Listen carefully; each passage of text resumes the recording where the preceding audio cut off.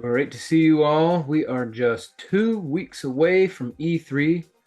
2 weeks from now, we will be doing our early check-in on Wednesday night, and then the party will start Thursday morning. So holy moly, been a long time coming, and I'm looking forward to it because there's always something to learn. The more coachable we show up, the more we're going to get out of it. And it's it's easy to say, oh, I've watched a bunch of classes, I've done a bunch of deals, I don't think I need to know, or what am I going to learn? That's a dangerous way to think. There's always something to learn, always a new person to meet. A lot of relationships are going to be built, networking connections, deals, money, resources. It's a hub of economic activity that could be worth millions to you, depending on how you show up. So anyway, really looking forward to it. Yeah, why not add another zero, add another decimal point to the wealth you already have? I know that you know there's always this adage of going from 0 to 100,000 is a lot harder than going from 100,000 to 1 million. But even that is harder than going from 1 million to 10 million because money attracts money, money multiplies. And so I want to challenge you on your scale of thinking. Is it big enough? And one measure of is it actually really stretching you is, do you want to say it out loud? Is it one of those things that's like, oh man, I'm really going for 22,222,000 by the year 2040 or 2030? So anyway, um, let's get into this. Let's pull up our Helios and get into our quote of the day. Also, I've relocated my iPad. When we were talking about the comp plan the other day, the clarification I want to make on that is that when we had our 5-star, 3-star, 1-star, 0-star new student stack, and we were talking about that, the combo sale that put the 12,000 in the bucket filled up the first 5,000, and now that person is a 1-star. The other 1-star in that stack doesn't get anything off of the remaining 7,000 that's in the bucket. And so the 3-star also doesn't get a $1,200 override, they get a $500 override. So if we take away that the 1-star level plus the reduction in that 1,200 down to 500, now all the money equals out. So essentially, simplify it. Whatever level you're at, or whatever level the ICM is that put the order in, there's no duplication. Should I draw it out? Man, I left my iPad in the other house. We're gonna just go to the whiteboard real quick.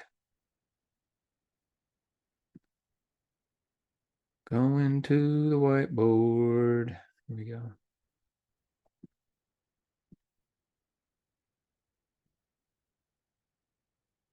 All right, Daine will be here in just a minute. So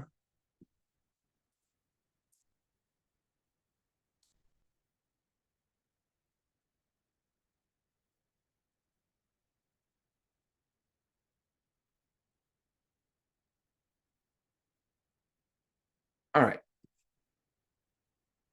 Here's our fancy bucket. We talked about at the 5K level, 15K level.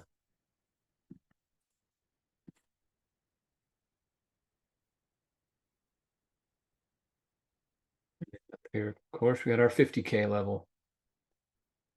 Okay. And then over here, we were talking about there's a 5-star, then a 3-star, a 1-star, and a 0-star, and a new student buying cash combo. Okay. And we talked about how 12, let's redo that. 12K is the commission value, and that as a brand new student, you're going to get, I'm going to put 12K into this bucket now. Yeah. Okay. So while it's filling up on your first 5K, everybody's going to earn 30%. And that equals $1,500 paid out. Okay. So if we deduct 5,000 out of here, what do we have left? We got 7,000, right?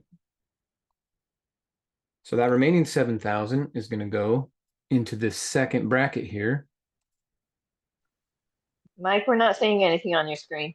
Are you serious? I've been doing such a fancy drawing here, really. That's awesome. How are you not seeing it? Just see the white screen. Huh. And that could mean the sky is the limit, right?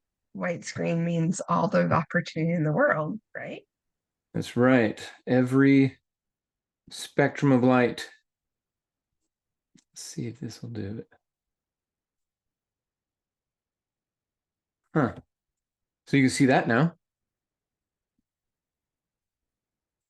But not the fancy one I was just orchestrating. Well, thank you for letting me know. Okay. That's strange. Yeah, yep. Okay, that's good there, but where did the other one go? Is this it? Nope. Right on.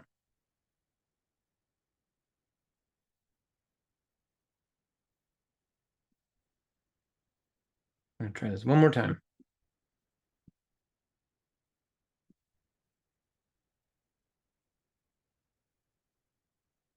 Can you see it now? Bingo. Okay. Awesome. Okay, so quick recap. We got our stack of people here. The 5-star, the 3-star, 1-star, 0-star, and new students. So 5 people are involved in this. 12K is the commission value, goes into our fancy bucket. We have 30% on the first 5,000. We're going to earn 40% on the next 10,000, which will put us at a total of 15. But 40% on 10,000 on the next 10,000 is $4,000. Okay. And yep. Okay, so we've now counted the 5,000 already. Okay, so that's 1,500 paid out to the 0-star. Then this other 7,000 is going to go into this bracket, this 4,000, 40% bracket. Okay. So for 40% of 7,000 is 2,800. So it's not quite filled. Man, this is a funny way of doing it. So we're at like right about here is where the other 7,000 go. Not quite to 15, right? Because we're putting in 12. So that's going to equal 2,800 1,500 also. So we got the 1,500 paid out over here plus 2,800 paid out because of the advancement in the percentages. Okay. So far, so good. But we still got to distribute 12,000, right? So we know that the 1-star person is getting paid 500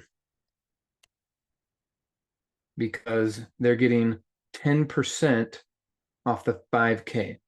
But as soon as this 0 stars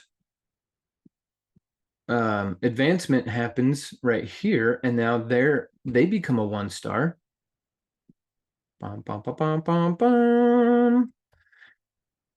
Then they're actually next to this person, next to the 1-star in the commission overflow. So this 1-star is no longer going to get another 10% off of anything else this person does because they're a 1-star now. Even though it's just one order, they went from 0 star to 1-star. They're getting paid 2,800.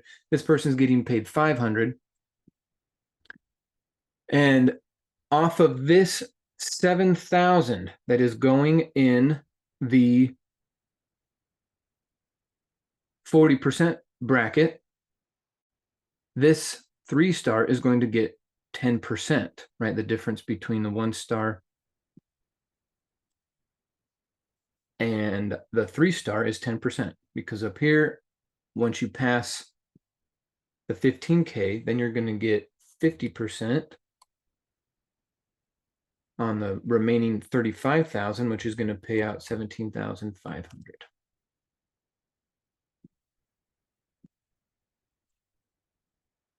So 10% is the difference between 40% and 50%. So this 3-star is in the 50% bracket. They're going to get 10% off the 7,000, so that's 700.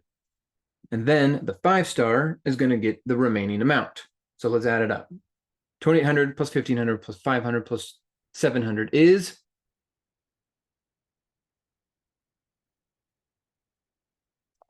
6,000. It's 6,000. And I know someone's looking at this going, Michael, why is this one written and everyone else? Oh no. Maybe I'll just leave it. Okay. So that's what happens. I made the mistake on Monday and I put 1,200 because I was like, oh, 10% of 12,000 is 1,200. But no, because the 0-star advanced to 1-star, that person's not getting any more. And then this 3-star is only getting the percent off of that. So that's how one new student buying a cash combo from a 0-star who has a 1-star above them, who has a 3-star above them, who has a 5-star above them, that's how the money will trickle out. So we added up 6,000 plus the 700 plus 500 plus 1,500 plus 2,800 is the 12,000. So any questions on that? Was that helpful? Does that make sense? Do you like the idea? Does it make sense to you?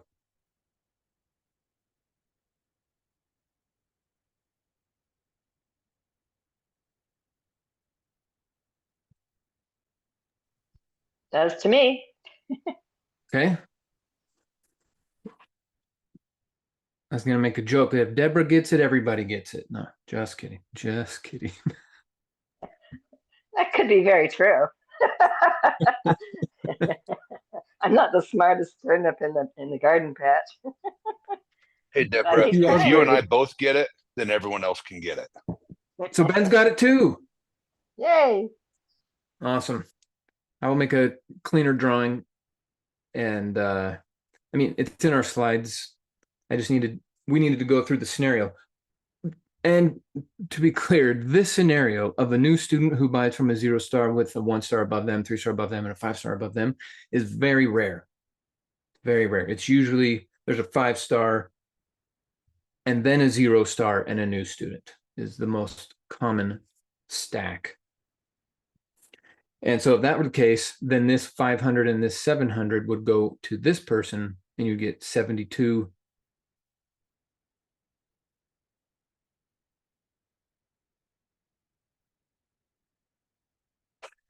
And then we didn't even mention that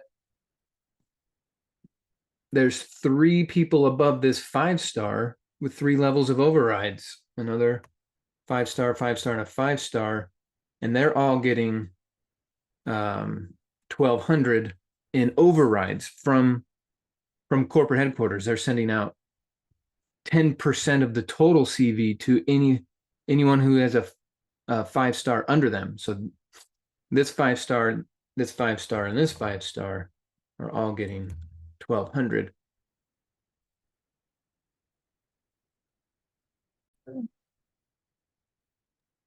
So it's a very generous comp plan, is what I'm saying. Can I ask a question?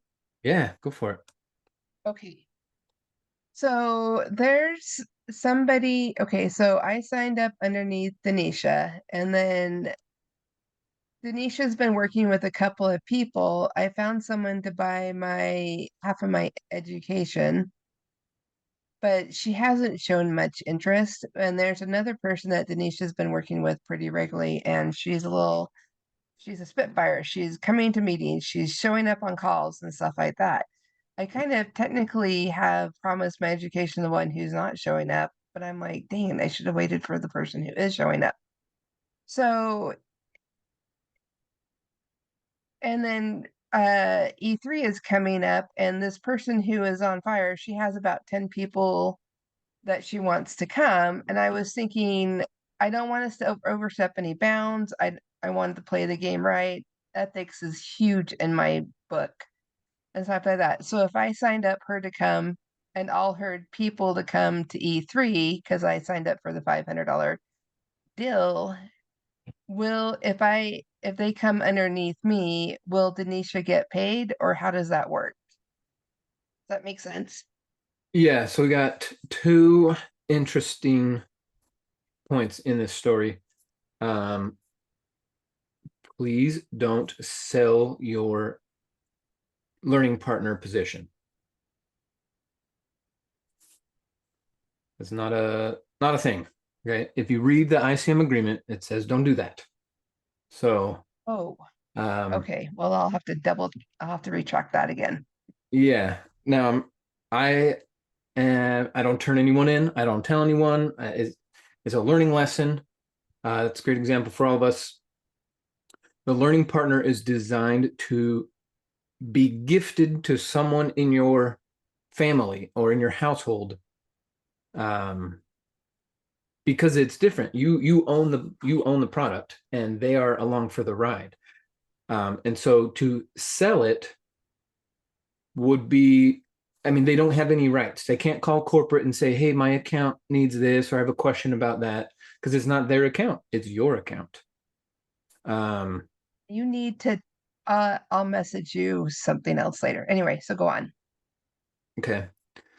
So like I made my mother-in-law my learning partner because she's in my family. We're going to be around forever. Right. And I actually borrowed all of the money from her to buy my account, but she still can't call into corporate because it's my account. If they do any promos or free stuff or whatever, offerings that go to my account is for me, not for her. And then also, like, let's say I was on billing, right? And we were each supposed to make half of the monthly payment each month. If I stop making my payment, that person gets completely locked out. And maybe they have the money, but they have no control because it's not their account. It's the primary's account. So we need a strategy adjustment. So anyone else who might be thinking about finding a learning partner, it's a gift. And a lot of people don't even give away a learning partner. They just sell it. So I would suggest, if you have someone who's got, the 12 grand to buy into your half or whatever, or 13, just sell them an advanced combo that they own, that's theirs. Can I add something real quick, Michael? Go ahead, Josh. Great to see you, by the way. Great to see you too. Do not let your learning partner be somebody that you're dating because it will never.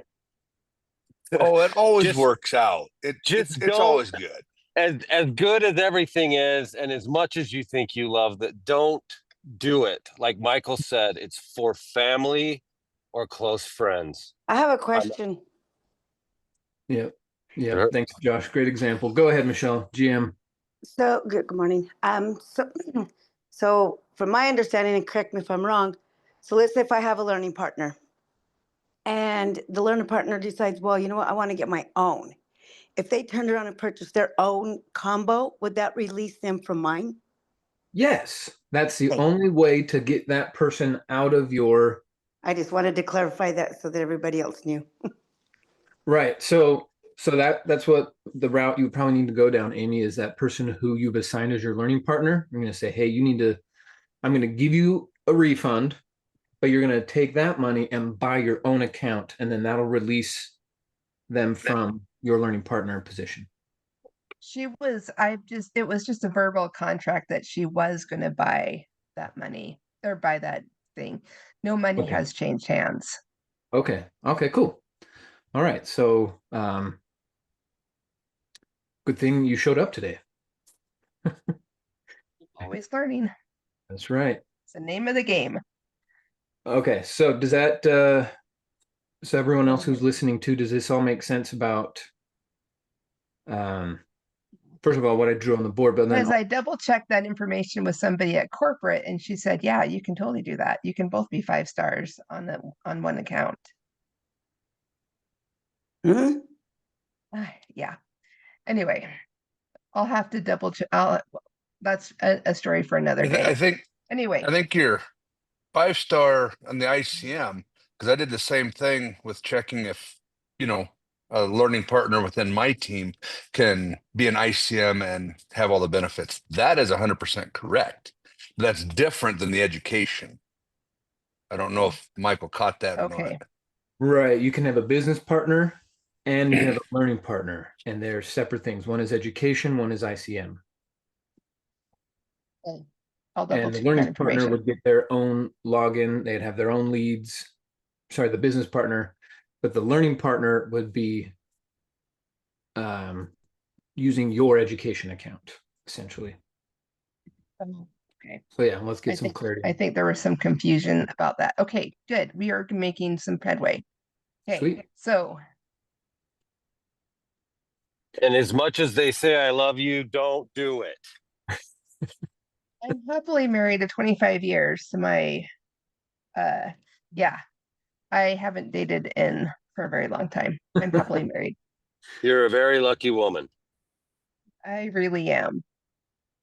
So yeah. Cool. Well, also, Amy, I appreciate you sharing this because, a lot of people can easily make that mistake, and that you're willing to come out here and share it is valuable for everybody. So thank you. Cool. Well, look at all this money flowing around, plus another 3,600 that gets paid out too. So between the 12,000 and 3,600, corporate pays out $15,600 on every order. This is why we say Renatus has the best comp plan ever. And you should tell more people about it because the prices of everything is going up. We need bigger paychecks, and we can get them here. Think about that too. You could, if you enroll 84 people in a combo, you're going to get paid $1 million. That's it. 84. Some of you could enroll 84 people in a weekend. It'd be quite a wild weekend. You might not sleep. You probably would need like an assistant or a backup, someone to help you collect all the orders. But that's what your 5 stars are for. And your 5 stars, 5 stars, 5 stars. You call all of them, say, hey, I got all these orders. Let's put them in, and we'll all show up. Anyway, let's get into it. Wealth Wednesday. GM to Daine, GM everybody. This is an exciting time of the week, Wealth Wednesday. I look forward to it because I also get my mindset challenged by listening to our next speaker. He has completely revolutionized his life inside of the Renatus program. When he first showed up, he was living paycheck to paycheck as just a wage earner. I think it was 10, 11 bucks an hour. And I was living in a basement, baby on the way, wondering how am I going to really make a difference in my family's life. And he looked around, and his warm market invited him. A coworker said, "Hey, I'm going to this thing. I'm liking it. Why don't you come with me?" And he decided to show up and stayed coachable. And he saw in that meeting, like we all saw, a pathway to freedom.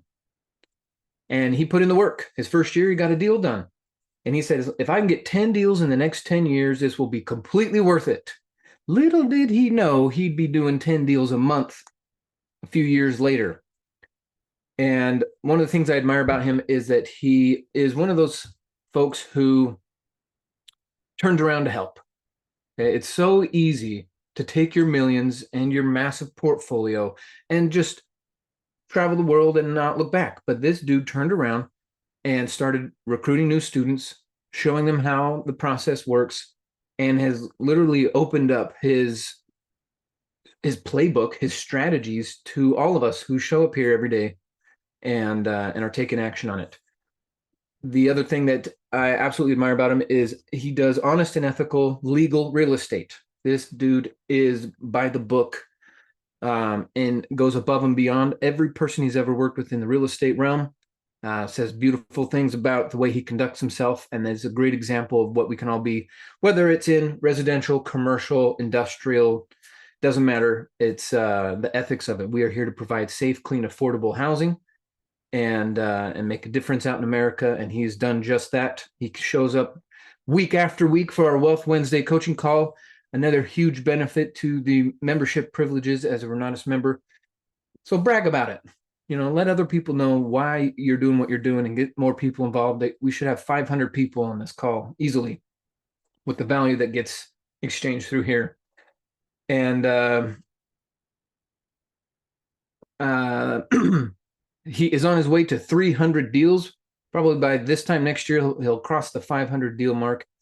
He systematized it. And one thing that makes me smile is when I call him, if he doesn't answer, his voicemail is like, "Hey, it's Daine. I only work 3 days a week and only 5 hours a day on those 3 days a week. So if you missed me, you missed me." Something to that effect. He's designed and prioritized his life in a fantastic way, and he's still coachable. Another beautiful thing about it. So let's give a big warm welcome to the man of the hour, Mr. Daine Clark, GM. If you miss me, you miss me. Oh, that's funny. Yeah, buddy. Great to see you. You too, brother. But yes, I hope you guys all had a wonderful week.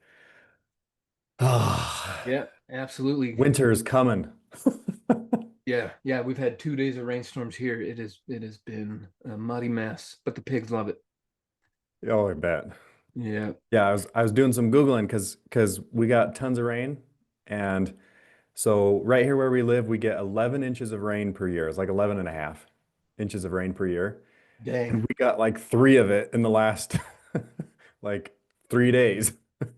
Holy All of a cow. sudden, crazy. Yeah, we get 65 to 70 inches of rain a year here, Wow. but we get 1 inch of snow. Yeah. So the trade-off, right? Yeah. Yeah. Snow, I think, let's see. We You guys probably usually, get like 48 inches of snow or something like that. yeah, here at the house, we probably only get, I'd guess, yeah, somewhere between 24 and 36-ish. Okay. But up in the mountains, we're right here in my backyard, we probably get 60 to 100 on average, maybe a Nice. little more. But it's coming. That's right. Easy. Yep. Countdown. So I was thinking about, we have a lot of new people in this last month or so who've been joining us. And I was wondering if you could, because normally we'll just like jump right into a deal because so many people have understood this method. Mm-hmm. Could you just start at the beginning? I know we're not going to get to the end by our time is up, but just how does this framework of a deal start? right? We got a lot of new people, Mm. and Yeah, like you're talking about my deals. yeah, So, and when you say framework, I guess maybe. yeah. So like, when the typical framework that we see on fix and flips is, go find a dilapidated house in a nice area, Mm-hmm. right? You don't go find the biggest house in a crappy area like that, Mm-hmm. so there's a and then the same thing with like developments, making sure, you don't want to be the first one to do a subdivision in a rural area. That's all the risk. You want someone Yeah. else to cut through all that red tape, and you just put your subdivision next to theirs. So that's the framework Yeah. for development. But with So, yours, yeah, so it's just start the at the so beginning. so I'm going to say it's the same as finding a fix and flip because at the end of the day, humans are who own houses. And so really you're just trying to find a human that has a dilapidated house at the end of the day. Sometimes you find the house and then you get to the person. Sometimes sometimes you find the person and then you get to the house. And so like example on that, I think I've probably shared this story before, but it's one of my favorites because it is like the the the perfect example where I'm always, you guys always hear me preaching. All wealth is built through conversation. And there was a couple. I'm not sure if you remember Pritchers, Bill Pritcher.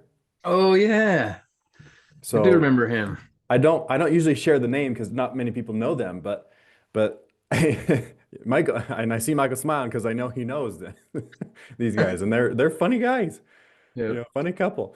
But but they never did deals, and they couldn't get deals, and tried and tried and tried and tried and tried, and then they would sit in my classes sometimes, and I would just say, "Oh well, this is built through conversation. You got to say real estate to humans." And see where it goes. They say you say real estate to a human, and the human's going to tell you where they are, what they are, their relationship to real estate. And so they started taking that seriously. They were buying tires. You heard this story, Michael? You've heard me tell this story. I know. I'm sure you have. Um. They were buying tires at Les Schwab, and they're Oh like, yeah. we got to say real estate to somebody Yep. because we have to do it one a day. And so the lady's ringing them up to buy tires and they start talking about real estate. Oh, you ever thought about getting in real estate? And the lady's like, oh my goodness, real estate. I've got an extra house that I let my daughter and her idiot deadbeat boyfriend live in my house, and they are destroying it. They are dilapidating it. Dilapidating it? Whatever. Yep. Turned it into a verb. Yeah. Yes. And so they are hoarders. They have cats inside. They've got dogs inside, and they do not let them out. And so there's just feces and oh, like she's like, they are ruining my house. And and so this lady's like, oh yeah, what credit card do you like? Okay, and then she starts telling them this, finishing the story, like, yeah, my house. Do you guys want to buy my house? I got to kick my daughter out. I got to kick her idiot deadbeat boy. And so we bought the house subject to the existing mortgage and fix and flipped the home. So I bought it for like 180 grand, sold it for over 300. And I love that story because it comes from somebody that was just like they're struggling. Michael knows these people. The and so they found the person, and then they were led to the house and fix and flipped the house. There are other stories where people are driving for dollars and they see an ugly deadbeat house and they're like, oh, I wonder who owns that. And then they go have a conversation with a human. And that human's like, oh yeah, I don't take care of it and whatever. And so um and so anyway, so it doesn't matter. You either find the house and it leads to the human that has the conversation, and right, you find a house that's dilapidated. Was there a T in that or a D in that? Dilapidated? D. D. Dilapidated. Let's double check here. We're both from Word of the Utah. day. Turn our T's into D's anyway. Um, and so at the end of the day, it's humans. You either find the house first and you talk to the human, or you talk to the human and you find the house. And I will say that in my scenarios, most of the time, in fact, probably a vast majority of the time, you find the person and then we hone in and look at the house. So quick story, I'm working on one of these right now, actually. In fact, you know what? Let me tell one of my first ones that was like this. So I had a conversation with a realtor, and I never let a conversation go to waste. I don't care if I'm talking to somebody about tires. I don't care if I'm talking to somebody about farming. I don't care if I'm talking to somebody about real estate. If I'm talking to like a realtor or something like that. It's funny. I listed. I'm getting a little too many toys around here, and we got a bunch of dirt bikes and wheelers and side by sides and all kinds of stuff. And so I'm selling one of the four wheelers that just doesn't get used. And the guy, in fact, here, let's see. Can I pull up? I don't think I can. On my Facebook, if anybody's ever seen my Facebook, I don't have like, I am a CEO of company name. I say that my job title is I am helping another 1,000 people. I'm helping another 1,000 people, which denotes I've already helped 1,000. I'm helping another 1,000 people get into and make money in real estate. And that I'm the CEO of that. Like that's my company name, helping another 1,000 people get into a real estate deal. Nice. And because that's a conversation starter more than like, oh, I'm a CEO of insert any company name. I don't care what it is. In fact, maybe I should name my company that. Helping another 1,000 people. LLC. Copyright, trademark. Yeah. Yeah. Anyway, and so I'm selling this four-wheeler on Facebook Marketplace.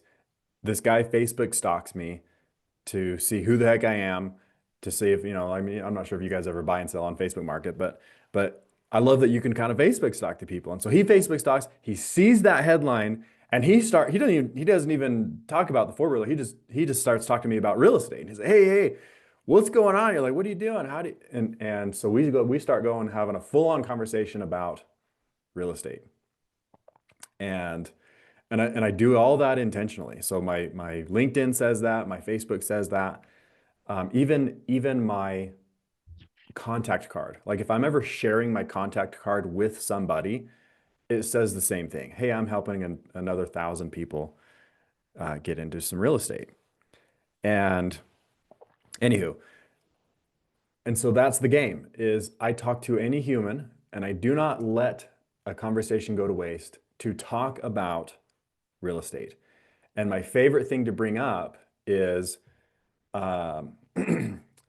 is I basically just say, oh yeah, like and I just tell stories.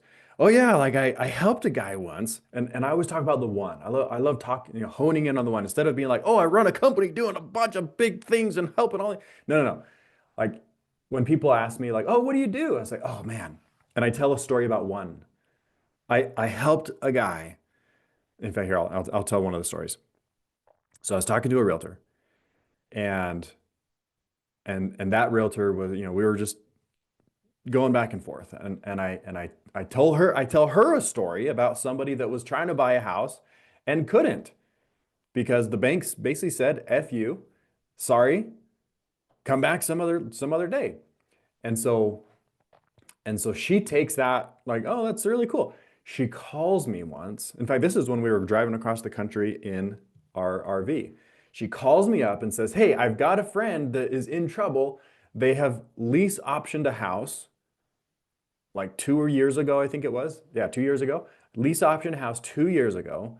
And the balloon payment, or I guess they don't call it a balloon payment and a lease option, but the deadline, the option is about to expire in like 48 hours. And they have, they have tons of equity. I can't remember the numbers. I'd have to pull them up. But tons of equity. If like the best I can probably think is that they could buy the house for somewhere in the 400s. And I do remember this part that I figured the house would appraise for like 770. And so high 400s on their lease option to buy. The house would appraise today. It's like almost a brand new house. House would almost appraise, house would appraise today for 770, or a couple of years ago when this was happening. And I was just like, oh my gosh, like, yeah, if they can't finance this, they're going to walk away from hundreds of thousands of dollars of equity. And that's going to be a nightmare. Like they're going to, I can see why they're scrambling to try and figure this out. And so I come in And I meet the buyers, or I should say the lease optionees, the people living in the house. I meet them through the realtor. The realtor's like, hey, have you met Daine? He does this kind of stuff. And so that one conversation with the realtor, mind you, years later, right? I even forgot, I shouldn't say forgot about that. I love this person, but I hadn't talked to this person in years. She calls me out of the blue and says, hey, I got one. I got somebody that's like the story that you shared with me 2 years ago. They need some help. And so I meet the people living in the house and I explain to them, hey, here's what I can do. And I'm happy to do it for you. And they're like, please do. Please help us. Please help us save our equity. So I try to get in hold of the seller. And dude, the seller's pissed. He is thinking that he is about to inherit all that hundreds of thousands of dollars of equity because they have 48 hours to close. And so he's already in his mind like, sweet, I'm gonna make so much more money. He's already getting ready to kick out the people living in the house. Like he's getting ready. He's hiring realtors. He's getting ready to kick everybody out of the house. And so he is pissed that I'm calling to help them out. And anyway, so just like he's basically, nope, it's already going. I've already hired not lawyers. I've already hired realtors. We're kicking them out. It's mess. He's oh my gosh, and he was not very pleasant to talk to. So he ends up hanging up out of mad anger, like pissed that I'm even like, hey, I'm gonna help these guys. And so and so I'm just like, crap, like this is gonna be tough. And so I start making a few calls. I can't remember if I talked to one of my attorneys or what, but again, this was like in 2021. Anyway, so I call him back and he answers. And I'm like, hey, just to let you know, sounds like your clients are seeking attorney advice because, and I start telling them, because technically you're not allowed to what do you call that? Sabotage. You're not allowed to sabotage them executing on this lease option by saying like, oh, I'm going to be out of town in 2 days, and so I won't be able to sign the paperwork anyway, Daine. Because I was like, yeah, we'll close before. We'll close in 48 hours, whatever. And he's like, oh, well, I'll be out of town. I can't sign. So just tell him to get out because I can't close. And like this is the argument that he's making. So I'm just like, oh yeah. Then I start telling him, oh, they're gonna hire an attorney because technically you're not allowed to sabotage this. If it's your fault that they can't execute it within the time frame, then that's on you, not them.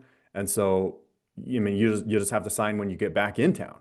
And that's just how this works. And so then also, and all I had to do was say, looking at hiring attorneys, and then he was willing to talk to me. I then proceed to talk to this guy. In fact, I have the phone call recorded. I recorded this.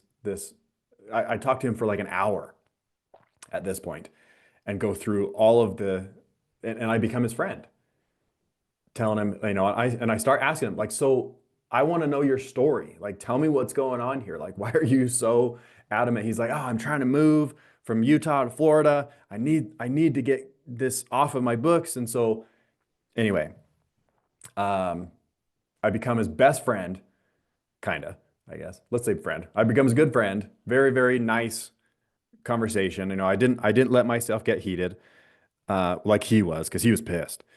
And by the end of that hour-long conversation, I'm just like, yeah, dude, I'm here to help you. Like, let's get you paid. You're trying to move. If you have to take this property back, sure, you've got some upside, but sounds like you got to move already. So you got to sell a house from Florida that's in Utah.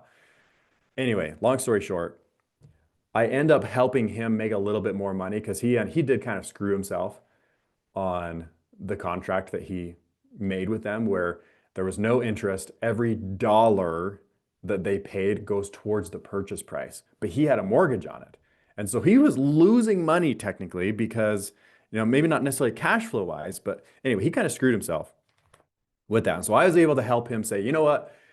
I bet you I could talk the other guys into increasing that purchase price so that you actually can cash out a little bit of money instead of like none because of how the contract was written. And let's get this done for you. And so anyway, so we become friends, we close the deal. So we end up buying the house for around 500,000 instead of somewhere in the 400s.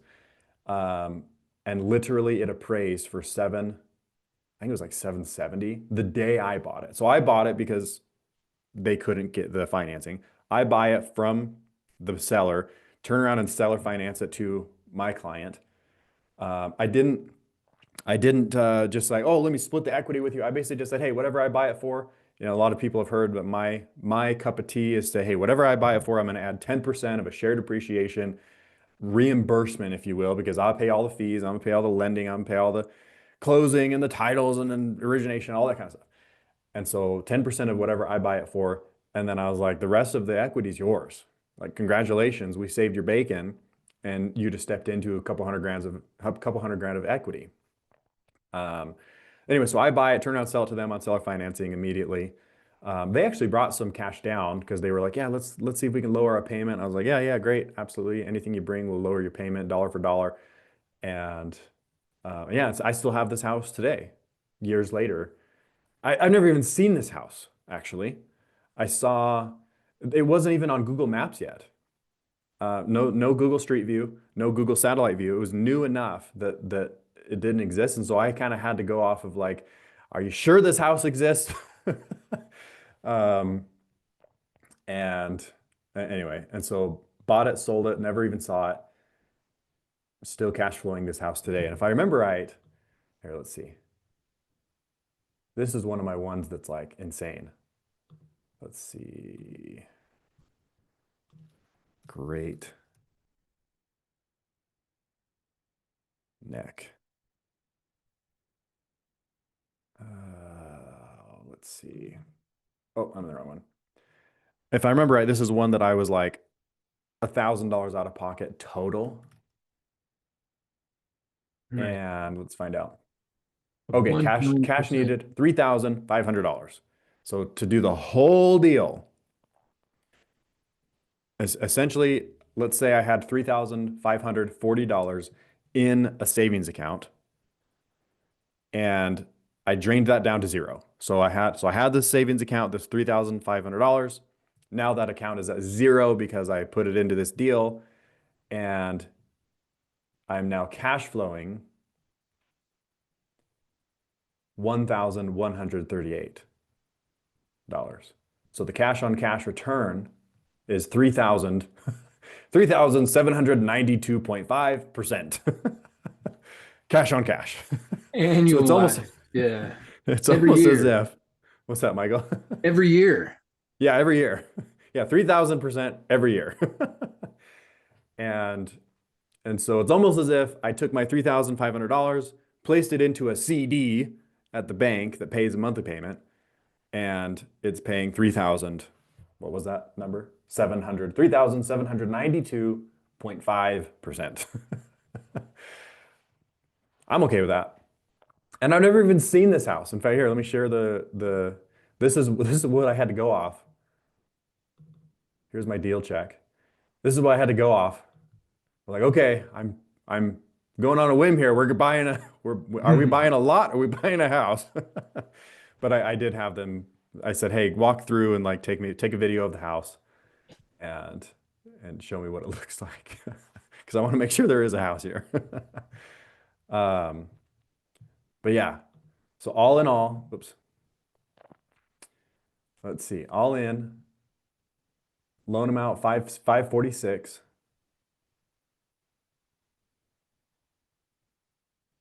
Okay, yeah, it appraised for more. So it appraised for the day I bought it, it appraised for 785 when I was doing my refinance appraisal. And oh, just kidding. So that was the initial cash. Okay, cash needed initially. Okay, here. So I'm sorry. I'm only in this $360. Here, let's see if I did like the nitty-gritty. Total loan. Yeah. So I'm in this $360. So the story gets better. Let's pretend I had $360 in a savings account. Let's say I had $360 in my Venmo, in my Venmo account. And I Venmoed $360 out of it into a CD called This Address, and then cash flowing $1,138 per month. Incredible. 3,792 ROI. So percent not per only year. did you solve a And problem, but you're also crushing it with the returns. Yeah. And everybody in the deal says thank you. The seller that was angry at first, it's like, dude, thank you, Daine. I'm so glad that I'll be able to cash this house out before I move to Florida. The buyer, it's like, thank you, Daine. You saved us hundreds of thousands of dollars of equity. The realtor was like, thank you for helping my client. And she got paid. She got paid as well. So the realtor's like, thank you, Daine. The loan officer that did the deal, well, the loan officer that turned these people down didn't do the deal, but I guess I went and hired my loan officer, and she's like, thank you, Daine, for doing another deal. All right, everybody in this deal says thank you. And that's how you know that you've won. Because Hey, Daine. even me says thank you, man. Hey, Go Daine. ahead, Josh. I was just going to say, like, you're laying it out. So you, as Daine, your real ROI was the thank yous and the good grace between everybody and the helping. That's your ROI, correct? Say that one more time. Your real ROI on this whole deal was the good grace at the end of it. That was your ROI, correct? The good grace. Like the seller was happy with you. You made a new friend. Yeah. The buyers were happy with you. You helped them. You crushed it in the middle, and everybody said thank you. Yep. And that's your true ROI, correct? Exactly. Yep. Because yeah, I put Thank you. $360 toward this of my own money at the end of the day. You're a And good man, Daine. let's see, it might actually be a little less because did I account for receiving monthly payments during my refinance? I don't think I did. Oh yeah, I did. Cool. So I counted those. So yeah, so all in all, $360 out of pocket when all the dust settled, refinance was through, cash flow over $1,000 a month. Tim says, how did you get connected with the buyer? So remember, I tell the story about the one. So when I'm having, so in fact, technically I'm doing this right now. Like everyone is watching me literally do it the way that I do it. I hone in and I tell the story about the one. And so I told a story to a realtor that was similar to this one years ago. And that realtor was like, oh my gosh, that's so cool. Like I've never even heard of that. Like I get people tilt their head, you guys hear me talk about the puppy dog head tilt. I get the puppy dog head tilt all the time when I say stuff like this. I mean, when just talking real estate, I mean, fix and flipping houses gives people puppy dog head tilt where they're like, wait, what? You want a meth house? I can't remember who I was talking to. Who was it I was talking? I was talking to somebody just recently and used that phrase like, yeah, we bought a meth house. They're like, what? Like, why would you want a meth house? And it's like, because nobody else does. And they didn't quite get it. But still, in that person's mind, if you get that puppy dog head tilt where they're like, what? Or like in this case, like, yeah, like I bought the house and sold it the same day and everybody was happy, in a short version. People are like, wait, what? So when you tell a story like that about the one, right? You guys have heard the Bible, like leave the 90 and 9 and go and save the one. Talk about the one person and choose any of them. Just choose a story. You start telling that story to people. And so I told some story. I don't even remember what story I told to that realtor, but told a story to that realtor. Years went by, didn't talk to her. Not because we don't like each other, just life, I guess. She's doing her thing, I'm doing my thing. She calls me up years later and says, hey, Daine, I've got somebody that needs your help, like the story basically that I told her years ago. And so she says, Daine, have you met my clients that lease optioned this house? And then they gave me the phone number to the seller. And so I called the seller. It was initially very angry. And like I said, called him back and said attorneys. And then he was willing to talk to me. And over the course of an hour, we became best friends. Maybe not best friends. We became good friends because I was there to help him. I was there to get him paid. And so that's how I got connected. So if you go back, remember our story in the beginning of the call today.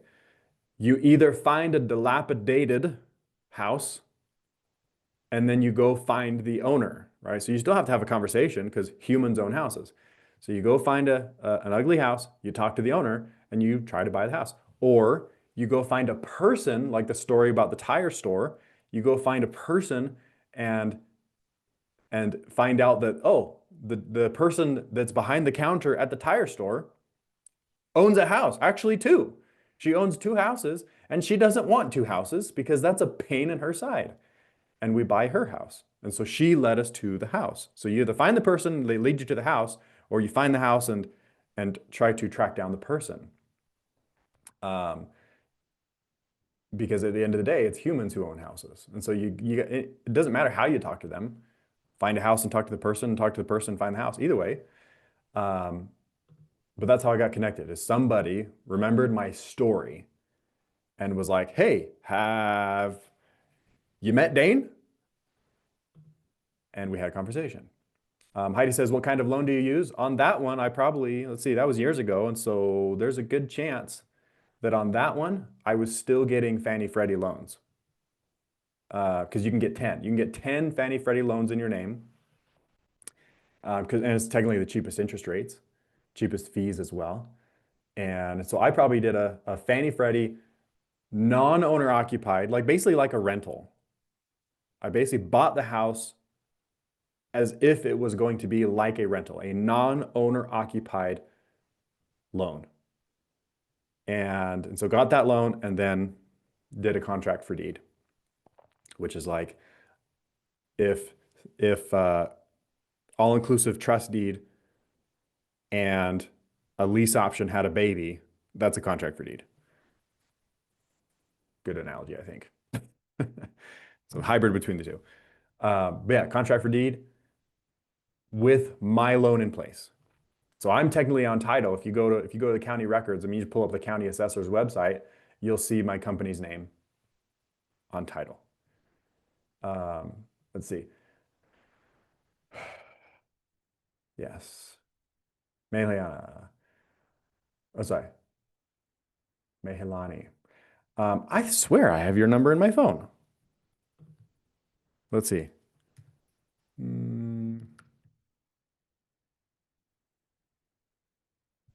Let's see.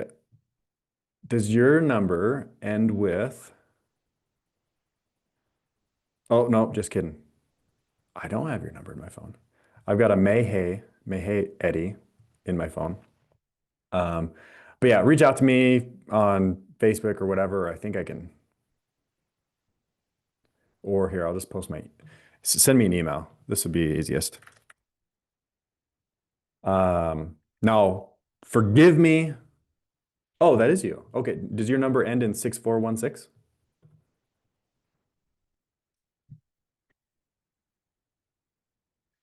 Cool. I just shot you a text. Looks like we had text at least once. But yeah, what do you do? Tells a long story about helping people with real estate. Kinda. Not a long story, but a watered down, like, oh yeah, like I helped the guy do this once.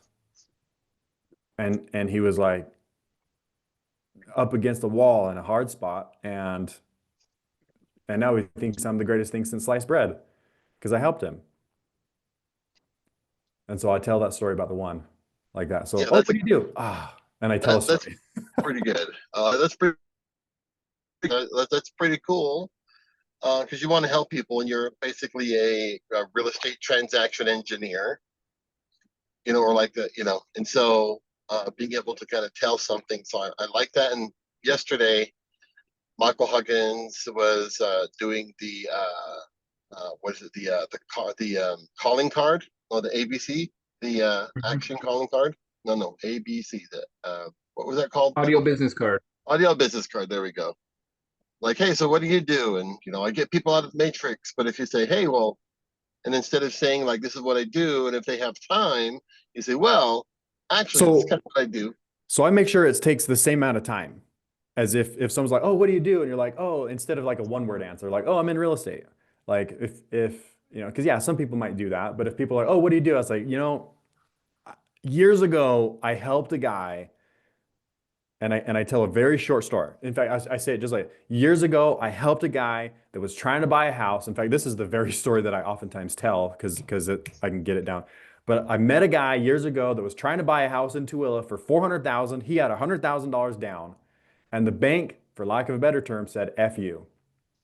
And he was like, "What do I do? I got 25% to put down." And usually they're just like because I start the story like that, they're not like, "Oh, you're taking too long to tell us what you do." They're like, "Wait, what? Wait, what? Somebody told him no?" You know, and so oftentimes they're like, I've got them hooked to start out the story like that. So yeah, I help a guy, $400,000, had $100,000 put down, and the bank, for lack of a better term, said "F you."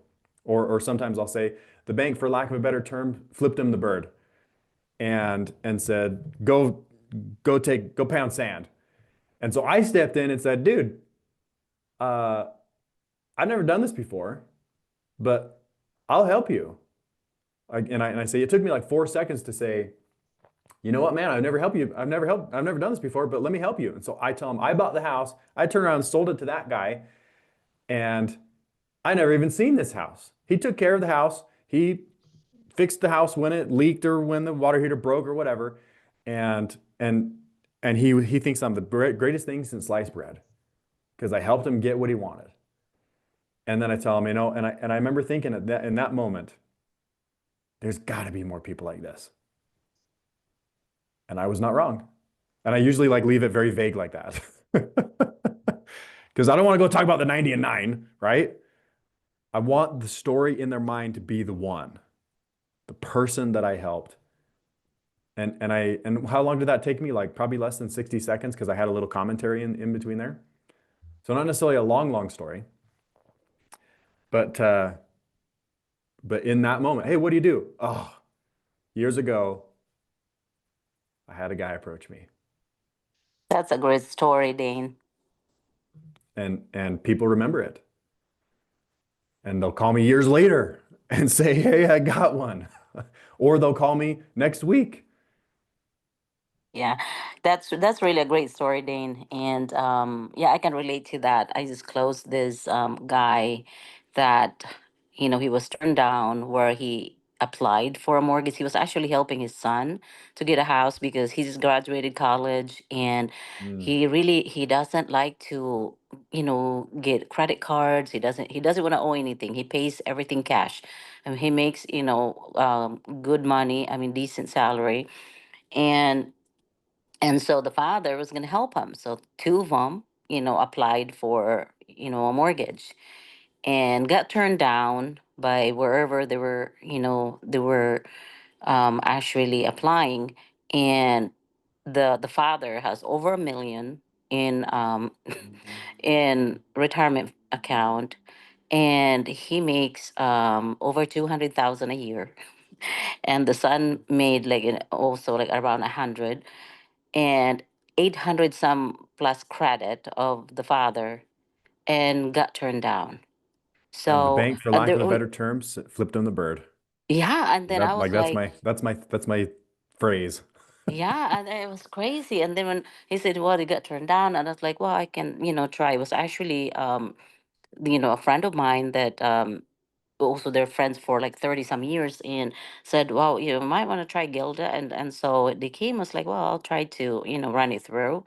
And they were really just looking for a $300,000 house. And, they referred to me and I said, we can do something. And, 30 days later, we closed a house. And I was Wow. like, yeah, so. And Yeah, they, so they took so me out to Texas, de Brazil for dinner because that's how grateful they were that they could get a house I bet they because, did. oh yeah, they But did. notice what's happening here. Like Gilda can tell that one story. Like if somebody's like, "Oh, Gilda, what do you do?" She's instead of being like, "Oh, I'm a loan officer." I'm gonna If someone's use like, that "Oh, Gilda, story what do you do?" then. Like, "Oh man, I gotta tell you about this person." And you can say like, "This is why I got in the game." because and after she just tells an inspiring story about helping this person that, for lack of a better term, everybody else said flipped them the bird. Yeah, And that's she's awesome. like, no, Thank we're you. we're I'm gonna doing use this. that story from now on. So Yeah. And instead of so saying, "Oh yeah, I'm a mortgage loan officer," yeah. yeah, like don't who cares about titles? Like Right, titles are right, bleh. exactly, right, right. That's awesome, Dane. Thank you.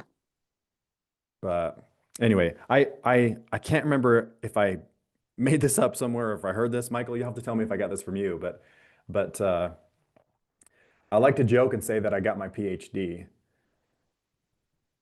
and the PhD stands for Productive Helpful Dude. And so all I like to do is talk about how I've been productive helping people. And how instead of saying like, oh, like I got my PhD because no. Let me talk about how I've been productively helping people. Yep. Yeah, we got that from Raul Campos. Oh, okay, yeah. Well, I think I might have made the phrase productive helpful dude because I know he had something Something about the PhD. Yeah, it's like PhD and I could not I, remember it for life, so I made up my own.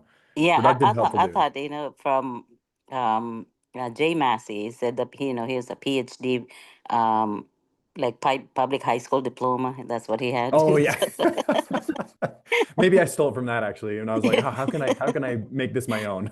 yeah. Productive, helpful dude, or if you're a lady, productive, helpful dudette. There you go. And and so I just like to talk about how I've been productively helping people instead of like, oh, I'm the CEO of this company that I created, and so I elected myself as CEO when I became the board member. Like, no. That's basically all people are like, oh yeah, I'm CEO of this company that I started. Like, whoop-de-doo. Nobody cares.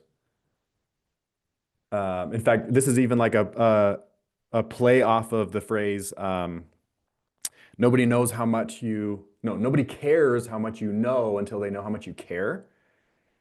If somebody says, oh, Dane, what do you do? They know how much I care instantaneously because I don't just start talking about everything I know or, oh, I'm a CEO. Like, no, I tell them the story like, oh man, years ago, I met this person and I cared for them and their situation.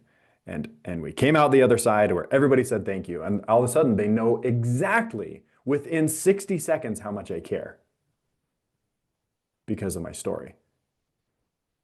And so yeah, I mean, so when I tell you these things, like this is years and years and years and years and years, books upon trainings, upon seminars, of everything I've been, try to cram it all together and make it all make sense. And this is the best thing I can come up with so far. That of all these sayings, right? Nobody cares how much you know until you know how, like I bake that into the way that I communicate with people. And a story cannot do it any better. So far as I know, again, I'm not done learning myself, but so far everything I know, everything I've learned tells me that a story will help people know how much you care faster than anything else. And so and all the other sayings, all those other sayings that sometimes are deemed as cliche, if you will. You bake those all in, and all wealth is built through conversation. All the things. We could go on, but anyway, but yeah. So to answer Michael's question, I know I told a story, but that's what works. And so you either find the person, they lead you to the house, or you find the house, lead you to the person. Because like if I wanted to go have lots and lots of conversations intentionally today, right now I just make sure I answer the phone. And that's great. You work into that. But if I wanted to go intentionally have lots of conversations, I would try and duplicate the story that I just told about the lease option because those are always some of the best deals because there's instant equity. I would go and find lease options. Like go find people who are in current lease options and try to help them Is that my phone? How is my computer ringing? Interesting. I just did the big update. I don't like my computer to ring. Figure out how to turn that off. Beware the updates. Yeah. And so anyway, lost my train of thought there. Find people with lease Tell options. stories. Oh yeah, go find people with lease options and have conversations with them. However, Facebook conversations with other, like the realtor conversation, like, oh yeah, because oftentimes realtors can be involved when there's lease options involved because they're trying, maybe their client's trying to buy a house, but they couldn't, and so they did a lease option instead. Like basically the person I found, it was through the realtor. But yeah, that'd be where I'd be focusing on hard, because those are the deals that you're going to be out of pocket. Like my example, $360. You'll be out of pocket very little because there's already baked in equity. And they're great deals. Yeah, I don't have as many of those under my belt. My bread and butter is the one, like that first one, like the two-wheeler guy that's like, oh yeah, I've got 400. I'm trying to buy a $400,000 house. I got 100 grand down. And I'm just like, cool, show me the house. And we go buy it. That's probably my number one out of the dozens of deals we've done like this. That's probably the number one, is someone's like, hey, I'm trying to buy a house. And the bank's like, sorry. And so they're like, dang it. But then someone's like, hey, I know a guy. Somebody was telling me a story about this. I know a guy. Have you met Daine? And then we get to know each other, and I say, yeah, go show me the house. And in some cases, they don't even know what house they want yet. Right? In some of the stories I've told, like they're already like, no, we're trying to buy this house and we can't. But in some cases, they're just like, oh man, like we didn't get that far. Everyone told us no before when we're trying to get pre-qualified. Like, no, you got 100 grand to put down. Go pick any house you want. Like Daine, I say, hey, go pick any house you want. And you point at that house, I'll buy it. If it's for sale. And then I'll sell it to you for 10% more. And I'll turn around and sell to you. I'll add my shared appreciation reimbursement because I'm out of pocket for all the fees and stuff like that. And right. So, shared appreciation. Yeah, that 10% isn't 100% profit. Yeah, I don't make 2% much of it is actual profit, right? 2 to 4% of that 10% is profit. On a good one. Yeah. All right, because if there's 2 realtors involved, there's your 6, and then we got closing, appraisals, inspections.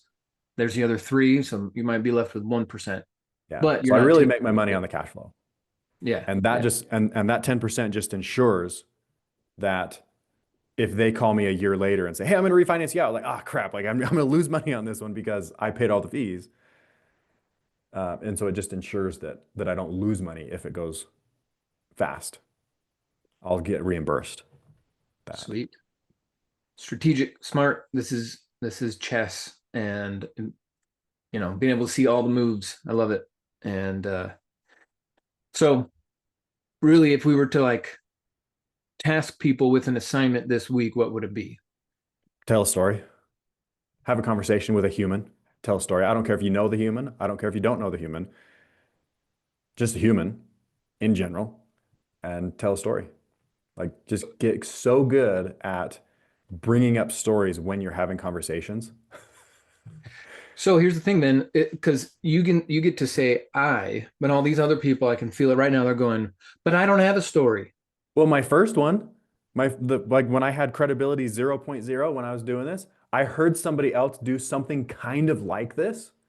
Not necessarily the way that I do it, but I heard somebody tell the story kind of like it. And so to go from credibility 0.0 to 0.1, I told that person's story. So that's what all of us here on the call are going to do. We're going to say, tell my stories. Yeah, you'd say what we do as a network. I wouldn't even say that. I just say, like, dude, I heard a friend of mine, and then go on in the story. Like, yeah, I got a buddy that just did this for somebody. Okay. Like, do it just like that, because you don't want to talk about the 90 and 9. You want it to feel so like about the one, because that's how you're going to carry across that saying, they don't care how much you know until they know how much you care. Because when you start talking about organization and big business, no, like people kind of tune out. They want to hear about the one. Be like, yeah, so I was just talking to my friend, and he was telling me about how this couple, and then you tell the story. They were going to get kicked out of their house because they couldn't execute on the lease option. And he swooped in and said, hey, I'll buy it. Told off the mean seller that was trying to steal their $200,000 of equity or so, to almost 300,000 of equity.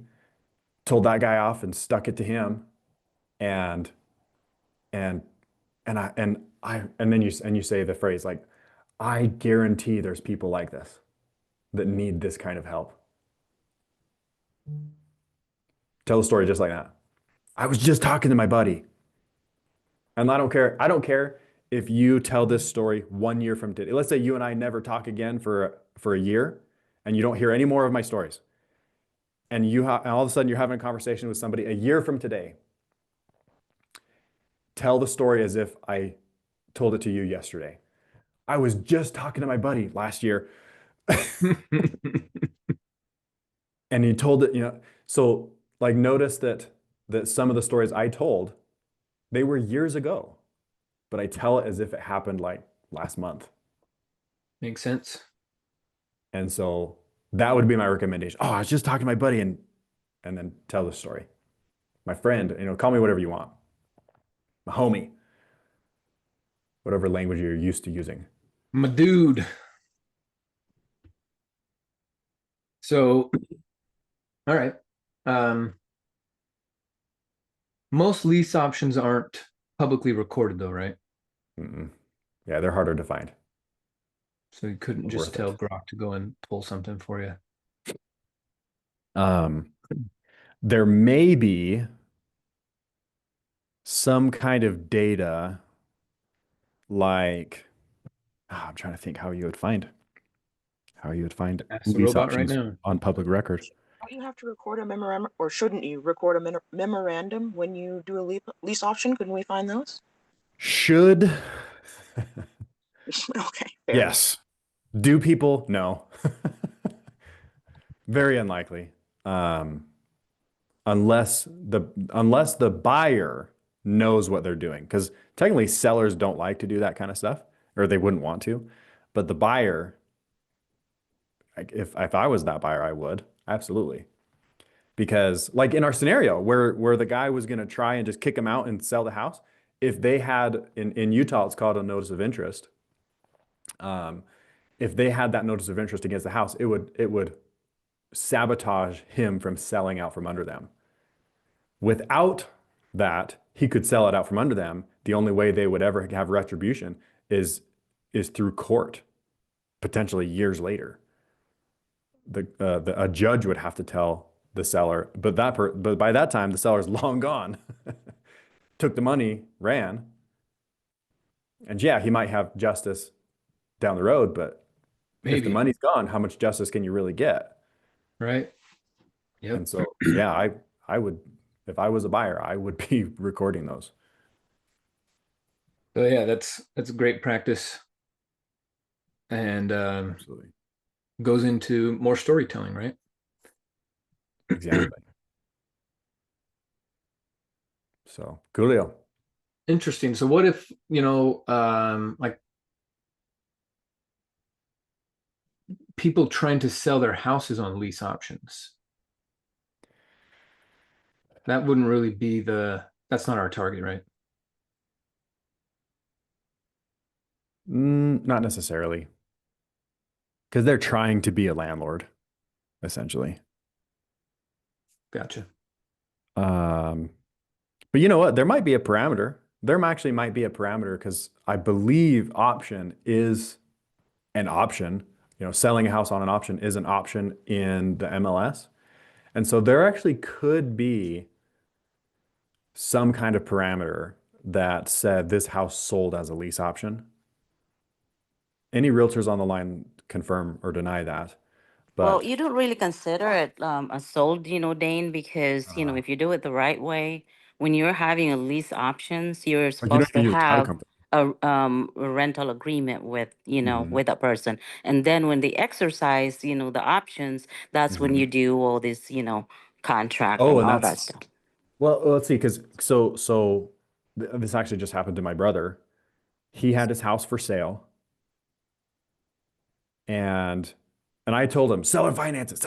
I preach it. I preach it all the time, even with my family. Sell or finance your house. Never sell something outright unless you need the money for something specific. But if you don't need the money right away, sell it on seller financing because you'll double your money. Anyway, so he's trying to sell it on seller financing. Somebody comes along and says, "Hey, I don't have the down payment that you want, but I'm willing to pay a big monthly payment." So he did a lease option. I'll have to see how that and that's in my mind how things would work. A house that was listed on the MLS and never actually sold. I don't know if it gets marked as like, oh, this ended up being a lease option, or it just pulled. The house was just pulled. And you know what? I just figured it out, Michael. Expired listings, absentee owner. So expired listings that didn't sell, and when you go look at the tax records, they're not going to the house. The tax records are going to another house. That could be, I mean, it also could mean that they rented it as bare bones rental, but could be also lease option Nice. scenario. But let's say it is just a lease, then you could go and say, hey, like you were trying to sell this, you put the tenant in there. Does the tenant want to buy it? I'll buy it from you and sell it to them. Because they obviously trying to sell it. So expired listings, absentee Yeah, owner. that makes That, that that makes would a be lot of easy. sense. That would be easy data to to criteriaize. Um, You just like turning adjectives into verbs, don't you? yes. Criterion, something like that. Yeah, that's a fantastic starting point because that list is huge in every state across the country. Yeah. Yeah, So just go find expired listings and then cross-reference where the tax records are going. perfect. I think that's a great place to wrap this up. We got our assignment, we got the framework, we got the story, and now your destiny is in your hands, folks. Yeah. And I love what Tim said. What do you do? Tells a story. Me tells a story. It's actually true. And it's That's funny because it. I usually like give that face that I'm like I can't just like tell you what I do because it's hard. Nobody this is not like a mainstream like, oh, I can't even say, oh, I'm a real estate investor. Like, yeah, but that doesn't do it justice because so many people know investing in real estate and they think flip houses, buy rentals, like this is so unique that I can't even say that. At the end of the day, it's like, But no, do you do it at the end after you tell your story, Dane? Do do you what? tell them that you're a real estate investor, or you don't even use No, those no, words? they don't. Okay. They don't care. Okay, you just finish your story and that's it. Yeah, I So just there's tell the like story. one. Oh, Dan, what do you do? Like, oh man, years ago, I had a guy approach me and say, I'm trying to buy a house. And I usually will use the city because people know where in Tooele, Utah, for 400,000. He had 100 grand down, and the bank, for lack of a better term, said, flipped him the bird.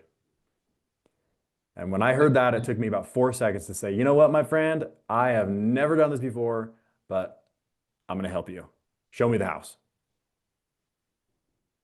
And then I tell him, and I ended up buying the house. I turned around and seller financed it to the guy. I wasn't a landlord. He wasn't a tenant. He was the best, like not a tenant that anyone could ever ask for. And he was super grateful, and so was I. And that goes And back to like, when we go over the self-confidence formula where we're only going to engage in transactions that benefit all whom it affects. This is in alignment with that. So oh yeah. thank you for And your after fantastic I helped example. that guy, I knew that there was more people like him. There had to be. And I was not wrong. Expired listings, absentee owners, big equity. self-employed. Let's go. Totally. So you see, I mean, I don't know how I didn't time myself on that, but you can see like that's how long it takes. And get the point across. People are like, really? You know? And then they usually ask questions, and so the conversation does go a little longer. But I could do the same thing with the other guy. Oh yeah, I met somebody. They were in a lease option, and they were trying to refinance, and the bank said, for lack of a better term, flipped him the bird. And so the guy was going to kick him out. They had hundreds of thousands of dollars of equity. He was going to kick him out. And somebody called me and said, Daine, help. And I said, show me the house. 500,000, appraised for 785,000 the day I would buy it. Like, I'm buying this house for you, my friends. We're not even friends yet. What's your name? And so I bought the house and turned around and sold it to them. And everybody thinks I'm the greatest thing since sliced bread. And I'm not a landlord. They're not a tenant. But they are the best not tenant I've ever had. Nice. And I knew after I helped them, I was like, there has to be more people like this. Are you see where I'm going with this? Like, that's how long it takes. And already people are like, wait, what? That's crazy, right? Right. Like, Peak no one intrigue. can respond to these stories other than that. Right. Well said. Great example. It takes 30 seconds, maybe 40, 42. All One right. deal would build my confidence. No. Your confidence was already built on this call even. Like how many stories did I share today? Like 2, 3? Yep. 3 stories. I've got dozens. Your confidence is already built. This works. And I've helped over 1,000 other people do something, maybe not exactly like this, but something like, so I have over 1,000 stories that we could bust out on this call right now. It would take a while. It would take a while. Your confidence is built. It just becomes a matter of, are you comfortable telling someone else's story as if it will become your own soon? That's the only difference. Because like I said, I had credibility 0.0. I told other people's stories until I had my own. Yep. That's it. And that's what I did too. Is story after story after story. So get out there, do it. Come back here with your challenges and your wins, and we'll keep helping you week after week. Dial us in, reduce your risk, increase your wealth, increase your free time. You know, that's the real thing here. So, but you got to take action. That's it. So go after 100%. it. We'll be here for you. Thank you, Daine. Julio, go tell a story. Okay. Appreciate you all for being here. Gilda, Carla, Tamara, Amy, Aubrey, all of you, Tim, Mehelani, everyone participating in this. Go spread the good word, and I will see you in 2 weeks in Utah at the E3 Summit. Okay, everyone. Thank Have a you. great Thank day. you so much. Bye for now.